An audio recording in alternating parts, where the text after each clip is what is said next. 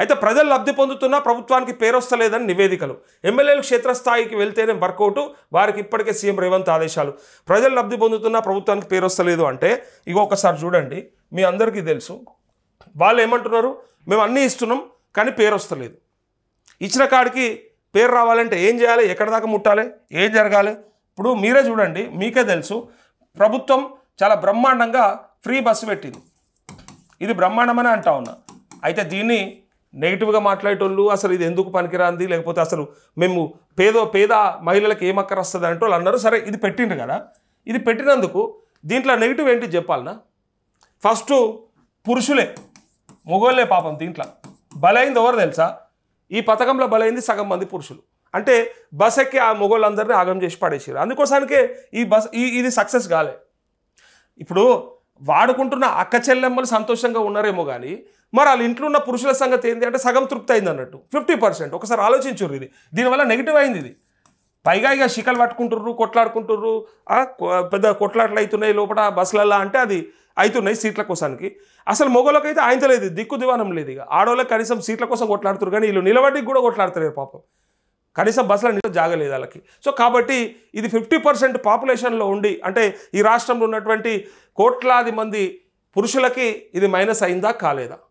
కాబట్టి ఇది అంతగా ప్రజలకి పోలేకపోయింది. కారణం అదే, పక్కా అదే.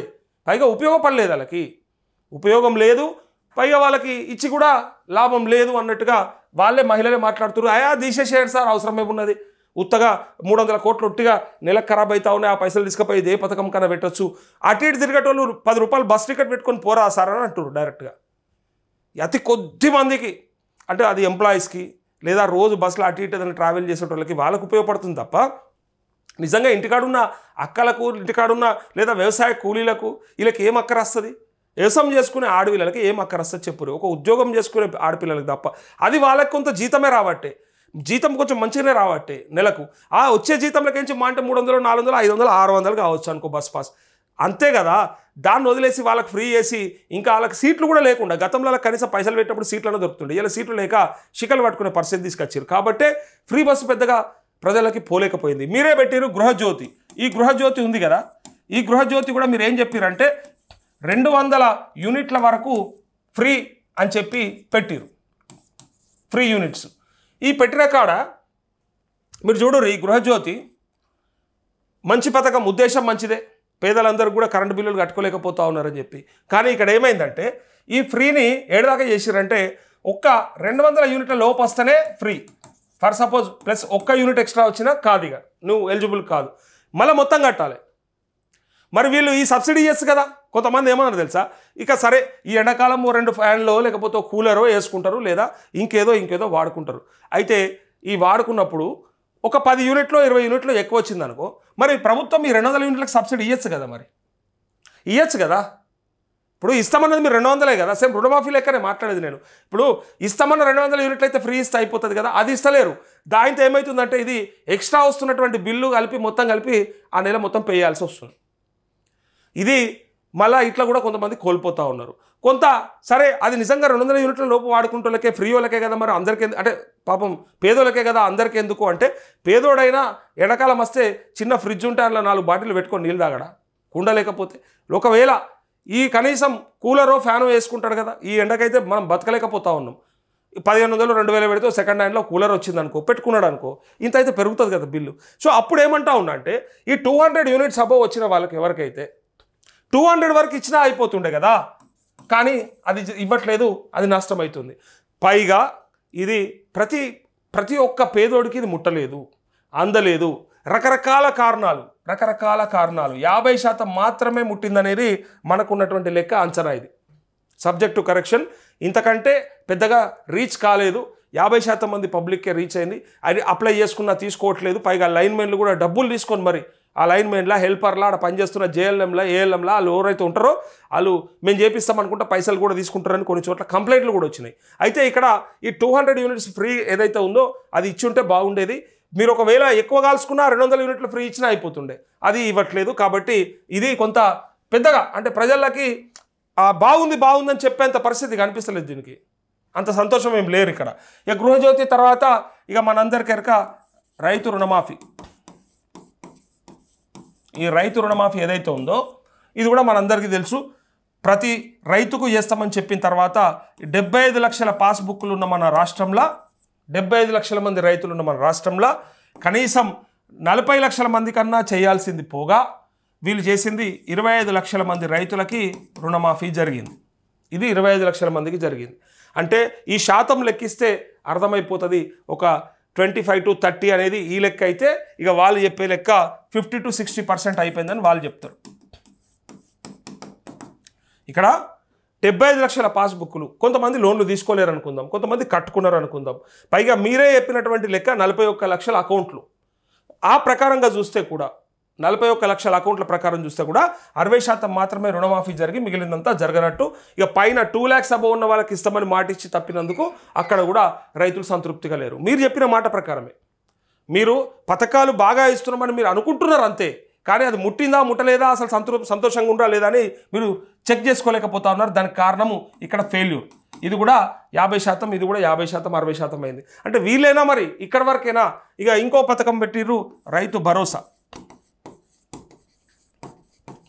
ఈ రైతు భరోసాలో మీ అందరికీ తెలుసు 10,000 రూపాయలు సంవత్సరానికి ఉన్నటువంటి అమౌంట్ని 15,000 చేస్తామని చెప్పి ఒక దగా చేసి, అంటే మా దగ్గర పైసలు లేవు, కేసీఆర్ అంతా నాశనం పట్టిపోయింది కాబట్టి ఇవ్వలేకపోతున్నామని చెప్తూ 12,000 రూపాయల కాడికి వీళ్ళు ఫిక్స్ చేసారు.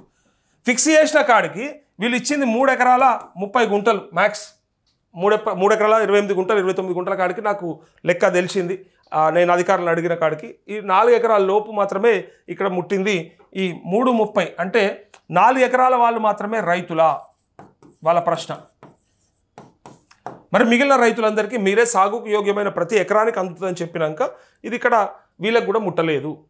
కనీసం 10 ఎకరాల వరకు అందరు ఏమన్నారు తెలుసా, సరే సీలింగ్ పెట్టకుండ్రి, సీలింగ్ పెట్టమన్నారు, వాళ్ళు పెట్టమన్నా మీరు వినలేదు. లెక్కకైతే అసలు రైతులు సీలింగే పెట్టమన్నారు చాలామంది. ఎందుకాయగాలకు 100 ఎకరాలు ఉన్న వాళ్ళకి రైతు బంధు పోవుడు అవసరమా, వాళ్ళకి ఇచ్చుడు వీళ్ళకి ఇచ్చుడు. కేసీఆర్ ఏమో చెట్లకు పుట్టలకు గుట్టలకు ఇచ్చి ఖరాబ్ చేసాడని చెప్పినప్పుడు తగ్గించుండి ఈసారన్నా కనీసం నిజంగా రైతులకు అందేటట్టు చేయండి అని చెప్పినందుకు మీరు చేసిన పని ఏంటి చెప్పాలనా.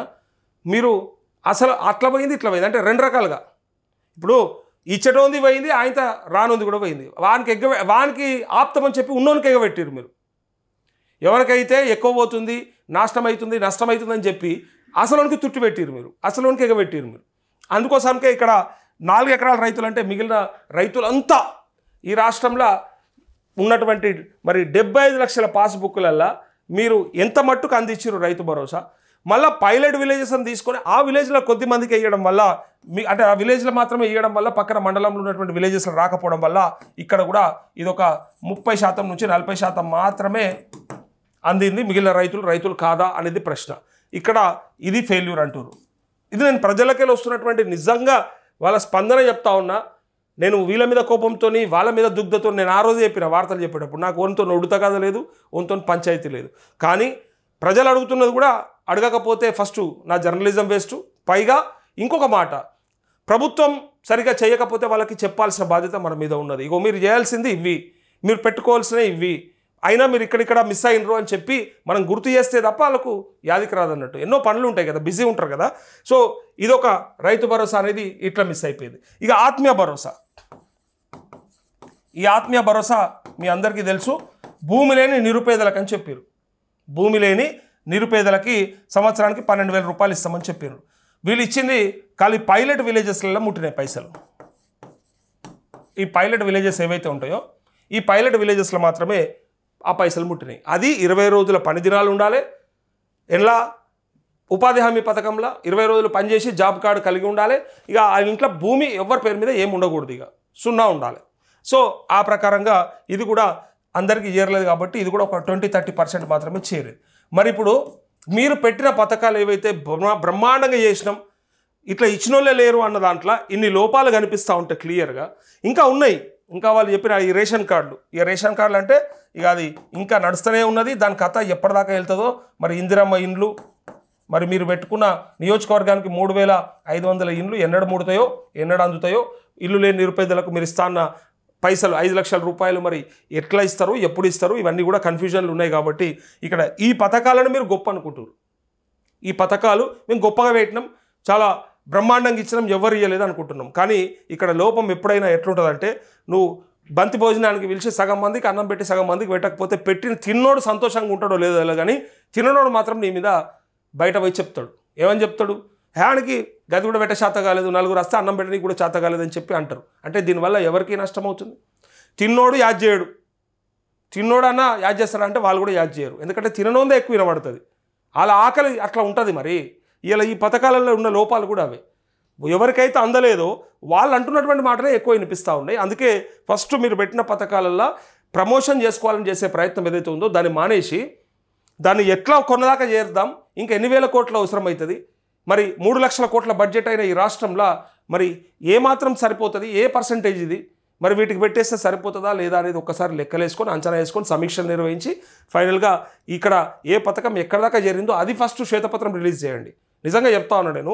ఫస్ట్ మీరు నిజంగా మీకు చిత్తశుద్ధి ఉంటే ముందుగాల మీరు ఏ పథకానికి ఎంత ఖర్చు పెట్టి ఎంతమంది రైతులకి లేదా ఎంతమంది ప్రజలకి ఎక్కడి వరకు చేరిందో ఒకసారి ఆ శ్వేతపత్రం రిలీజ్ చేస్తే దాన్ని బట్టి క్లారిటీ ఉంటుంది, ప్రజలకు తెలిసిపోతుంది. ఫెయిల్యూర్ మన దగ్గర పెట్టుకొని మందినంటే ఏమొస్తుంది? అందుకే వీళ్ళు ఎంత ప్రయత్నం చేసినా ఇక్కడ 16 నెలల్లో ఏమేమో చేసినామని మీరు అనుకుంటున్నారు అంతే. ఇప్పుడు ఈ మహాలక్ష్మి ఇవ్వకపోతారు, ఇన్న ఉన్నాయి కదా 6 గ్యారంటీలు కనిపిస్తూ ఉన్నాయి కదా. ఇక్కడ 6 గ్యారంటీలల్లో ఒక్కసారి చూడండి. మహాలక్ష్మి 2500 రూపాయల పెన్షన్ ఇస్తామని చెప్పిండ్రు. ఏ మహాలక్ష్మికి అందలేవు. వాళ్ళని మహాలక్ష్మి కాదు ఇక వాళ్ళని ఏం చేస్తారో మీరు ఇక నాకు అర్థమవుతలేదు. మహాలక్ష్మి విడిచిపెట్టి దరిద్ర లక్ష్ములను అయితే చేయకూరి, ఇంకా దరిద్రంలోకి అయితే నెట్టివేయకూరి ప్రజలని. పైగా కిందికి వస్తే గృహజ్యోతి, ఇందాక మాట్లాడుకున్నాం. యువ వికాసం, అది యువ వికాసమా మరి ఏ వికాసమో నాకేం తెలియదు. ఆ యువ వికాసం ఏమని పెట్టుకున్నారు? ఎక్కడ పోయింది? 5 లక్షల గ్యారంటీ కార్డు ఎక్కడ పోయింది విద్యార్థులకి? పైగా ఇక మొన్న పెట్టినటువంటి అదేదో 6,000 కోట్లు పెడుతున్నాము, దానికి అందరికీ కూడా ఆ సబ్సిడీ మీద లోన్లు ఇస్తాము అని అంటూ ఉన్నారు కదా. సో అది ఎక్కడ దాకా ముట్టినాయి, మరి ఇంకా అప్లికేషన్ దశలోనే ఉన్నాయి, మరి అందరికీ వస్తుందా? ఇందిరమ్మ ఇండ్లు అది మీకే తెలుసుగా. ఆ ఇందిరమ్మ ఇండ్లు ఏడదాకా వచ్చినాయి ఏంది? చేయూత, ఈ చేయూత అయితే పెద్ద హంబక్. ఇక దీని గురించి మాట్లాడితే బాధ అవుతుంది. కాంగ్రెస్ వాళ్ళకి అంటే ఈ అన్న మమ్మల్ని ఇట్లా అంటావా అని అంటారు వాళ్ళు కూడా. ఇప్పుడు 2000 + 2000 అని ఆనాడు గొప్పగా ఇష్టం ఉన్నట్టు మాట్లాడి మరి ఎందుకు చేయనీకి వస్తలేదు మనకి? సంతకం ఇట్లా మేము రాగానే అయిపోతుంది, ఇక వచ్చేస్తుంది మీకు, రాగానే మీరు తీసుకోవచ్చు అని చెప్పారు. మరి ఏమైంది? ఎక్కడ పోయినాయి మరి ఆ డబ్బులు? ఎందుకు వస్తలేవు? మరి రైతు భరోసా అది మీకే తెలుసు. రైతు భరోసా ఎంత దాకా ముట్టింది, ఏడు దాకా ముట్టించారో అందరికీ అర్థమైపోయింది.